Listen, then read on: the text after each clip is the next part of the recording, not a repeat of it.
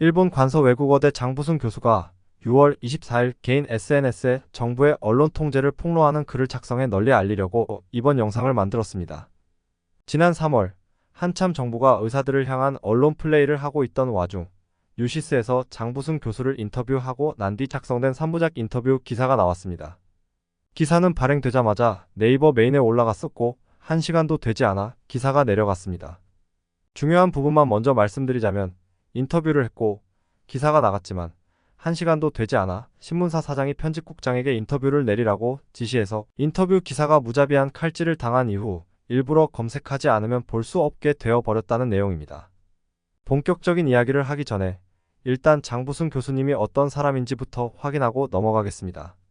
서울대 정치외교학과를 졸업하고 미국 존스 홉킨스 대학교에서 국제정치 분야 박사학위를 받은 엘리트로 외교관으로 15년간 활동하기도 했습니다. 현재는 일본 간사이 외국어대에서 교수로 재직 중입니다. 즉, 이분은 정치외교 국제관계 전문가이면서 외교관으로 오래 근무해 해외 사례를 심도 깊게 분석할 수 있지만 국내와 이해관계가 전혀 얽혀있지 않는 분이라고 볼 수 있겠습니다. 현재 확인되는 유시스 기사입니다. 고정 댓글에 기사 링크 남겨두겠습니다. 인터뷰 내용은 현재 일본에 거주 중인 교수님이 보았을 때 일본이 먼저 진행했던 의대 정원 증원 과정이 어땠는지 팩트 위주로 자세히 설명하는 내용이 대부분입니다. 그러나 그마저도 높으신 분 마음에 안 들었는지 기사가 구석으로 이동되고 수정되어야 했습니다. 전체적으로 같이 읽어보겠습니다. 지난 3월 꽤 규모가 큰 모 언론사에서 연락이 왔습니다. 의대 정원 문제로 저와 인터뷰가 하고 싶다는 겁니다. 하자고 했지요. 질문도 엄청 많더군요.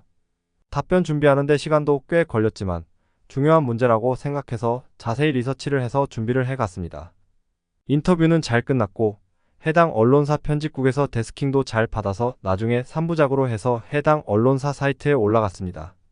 기자님한테서 기사가 언제쯤 출고된다고 연락이 왔었기에 아침에 사이트 초기 화면에 제 인터뷰가 올라간 것을 보고 잘 됐네 하고 다른 일을 하던 중이었습니다. 그런데 기사 올라가고 채 1시간이 안 된 시점이었는데 급하게 그 기자님한테서 연락이 왔습니다. 죄송하게 됐다는 겁니다. 뭐가 죄송하냐고 물어보니까 자기네 사장이 이 기사를 싫어한다는 겁니다. 그래서 사장한테서 편집국장한테 바로 연락이 왔대요. 제 인터뷰를 내리라고요. 이유는 우선 독자들의 여론과 너무 어긋나는 내용인데다 윤석열 정부에 너무 비판적이라는 겁니다. 그래서 국장이 기사를 내리라고 담당 부장한테 연락을 했고 기자한테까지 연락이 왔다는 겁니다. 그러면서 인터뷰 자체를 아예 없애는 것은 교수님께 너무 죄송해서 내용을 좀 수정하는 것으로 협의 중이라고 하면서 좀 양해를 구하더라고요. 그러면서 이 부분, 저 부분, 여기저기 좀 삭제를 해야겠다고 저한테 부탁을 하는 것이었습니다. 저는 그래서 그러라 했지요. 삭제를 하느냐 마느냐야 원래 언론사에서 스스로 정하는 것이니 내가 왈가왈부할 문제는 아니고 일부가 삭제되더라도 그래도 제 인터뷰 내용을 많은 독자들이 보는 것이 더 낫겠다는 생각을 했기 때문입니다.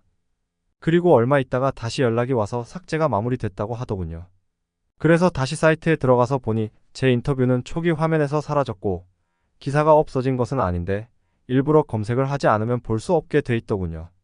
네이버에서도 처음에는 해당 언론사 초기 화면에 올라가서 비중 있게 다루어졌었는데 이미 화면에서는 내려진 상태였습니다. 그 일을 겪고 나서 두 가지 느낀 바가 있습니다. 하나는 우리 국민들이 진실을 모르는 암흑 상태에 있겠구나 하는 생각이었습니다. 제가 의대 정원 문제로 여기저기 발언을 열심히 한 가장 큰 이유가 너무나도 가짜뉴스들이 판을 쳤기 때문입니다. 심지어 일부 전문가라는 사람들까지 누가 봐도 원 데이터 조금만 찾아보면 왜곡의 침소봉대가 점철된 내용인 것이 분명한 사항들을 부끄럼도 없이 언론에 나와서 막 떠들어대더군요. 여론이 한쪽으로 기운다고 생각되면 그에 편승해서 지식인이라는 사람들까지 이렇게 사실을 왜곡해도 되는 것일까요?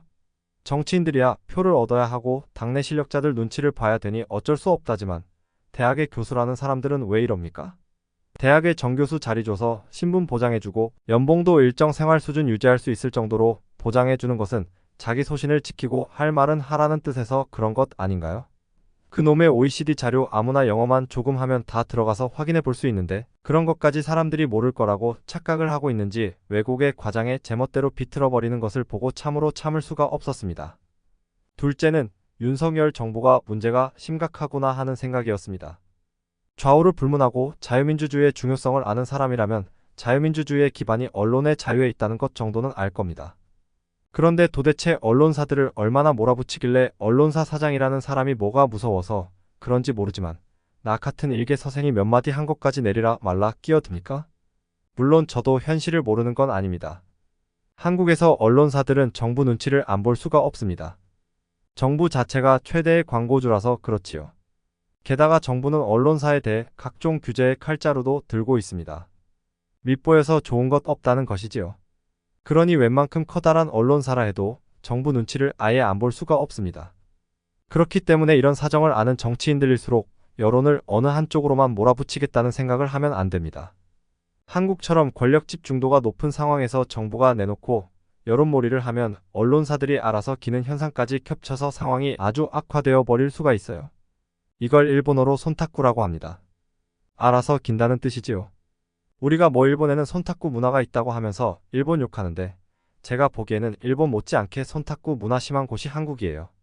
일단 손탁구가 시작되면 권력자에게 상황은 더욱 악화됩니다. 악화라는 게 뭐냐면 권력자 스스로가 나중에는 진실이 뭔지 모르는 상황이 온다 이겁니다. 아무도 권력자에게 진실을 얘기해주지 않고 권력자가 보고 싶고 듣고 싶은 양념질된 사실만 물어다 주기 때문입니다. 그렇기 때문에 양식 있는 권력자일수록 정보 채널을 복수로 유지하고 최종 결론을 내리기 전에 여러 의견을 가진 사람들이 자유롭게 참여할 수 있는 토론의 장을 폭넓게 열어두는 법입니다. 과거 노태우 대통령이 물태우라고 욕도 많이 먹었지만 요즘 정치학자들 사이에서 노태우 대통령의 리더십이 높이 평가받는 이유 중 하나가 바로 섣불리 결론을 내리지 않았다는 점입니다.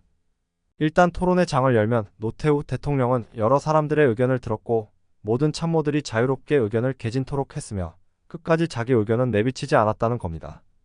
그런데 윤석열 정부는 아예 그 반대로 가고 있습니다. 난데없이 과학기술 예산을 수조 원씩이나 날린 것, 다들 실패한다고 걱정을 하던 부산 엑스포 유치 몰아붙이다 어마어마한 돈 날리고 개망신당한 것, 다들 위험하다고 했는데 뭘 믿고 이긴다고 생각했는지 자기 혼자 밀어붙이다 대패한 서울 강서구청장 선거, 그것도 몰라 이젠 의대 정원까지 하나같이 패턴이 비슷합니다. 그러니 총선에서 대패하죠? 아니 솔직히 말해서 왜, 누가, 어떤 과정을 거쳐 충원 규모가 갑자기 2,000명으로 결정됐는지 모른다 하지만 우리는 다 알지 않습니까? 누가 그런 비과학적인 결론을 끄집어냈는지. 민주주의의 최고 권력자는 국민입니다. 국민들이 어둠 속에서 진실을 잃고 헤매고 있으면 지식인으로서는 다른 방법이 없어요. 계속해서 진실을 알리는 수밖에는 없습니다. 윤석열 대통령이 진실을 외면하고 자기 자존심만 중시하면서 나라를 망하는 길로 이끌어 간다면 어쩔 수 없죠. 계속 떠들어대는 수밖에 없습니다. 민주주의의 주인은 윤석열이 아니라 국민이니까요. 왜 임기 5년짜리 집사가 나서서 자기가 마치 나라의 주인이냥 갑질을 해댑니까? 뒷부분은 원본 기사 내용이라 여기까지만 같이 보도록 하겠습니다. 좋은 말씀들이 많고 잘못된 것이 잘못된 것인 줄 아는 지식인들이 끊임없이 진실을 이야기해 주어야 한다는 부분이 특히 인상 깊습니다. 그래서 저도 더 열심히 끊임없이 진실을 알리는 채널로 활동하도록 하겠습니다. 더 많은 사람들이 영상을 볼 수 있도록 좋아요와 구독 부탁드립니다. 여러분의 소중한 클릭 한 번이 저희에게 큰 힘이 됩니다. 댓글로 궁금한 점이나 추가로 알고 싶은 내용을 남겨주시면 다음 영상에서 꼭 다루도록 하겠습니다. 감사합니다.